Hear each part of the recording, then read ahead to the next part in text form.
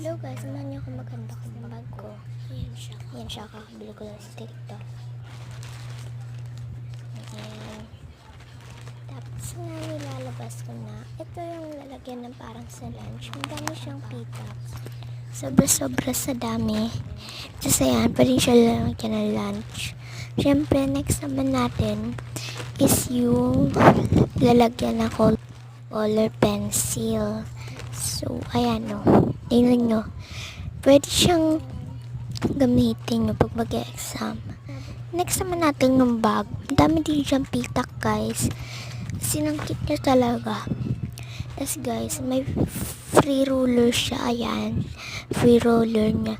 Siyempre, hindi mawawala yung free pencil case niya. Ayan o. Ang cute niya. Tapos ayan guys, hindi na kayo bibili. Yung isa lalagyan ng color pencil kasi.